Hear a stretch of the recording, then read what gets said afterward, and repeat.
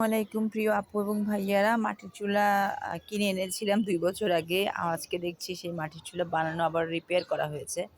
তো এই হচ্ছে বাংলাদেশের গ্রামের মাটির চুলা। জীবনে কখনো যারা মাটির চুলা দেখেন নাই, অনেক আজকালকার নতুন ছেলেমেয়েরা, নিউ জেনারেশন অনেকে হয়তো লাইফে মাটির চুলা দেখেন নাই। তাদের জন্য আমার এই ছোট্ট ভিডিও। তো আমিও কখনো সরাসরি সামনাসামনি এর মাটির চুলা আগে দেখি নাই। আমি শহরে মানুষ। তো গ্রামে আমার কখনো যাওয়া হয়েছে কিনা আমার সঠিক মনে নাই। মেবি এটা স্কুল লাইফে কোনো সময় গিয়েছিলাম, ঠিক খেয়াল নাই। তো আমার আব্বা গ্রামের মানুষ ছিলেন। বাংলাদেশের বেশিরভাগ মানুষই গ্রামের মানুষ। তারা এই ধরনের চুলা ব্যবহার করেন। তবে এখানে একটা মজার একটা ডিফারেন্স আছে। একেক ডিস্ট্রিক্টের একেক অঞ্চলের মানুষের চুলার ডিজাইন কিন্তু একেক রকম।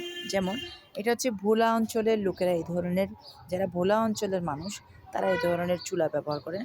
আমাকে একটু কমেন্টে জানাবেন যারা ভোলা অঞ্চলের গ্রামের মানুষ। আর চট্টগ্রাম অঞ্চলের গ্রামের মানুষের চুলার ডিজাইন কিন্তু এরকম হয় না, তারা আরেকটা অন্য ডিজাইনের চুলা বানায়। তো একেক অঞ্চলের মানুষের চুলার ডিজাইন এক রকম হয়ে থাকে।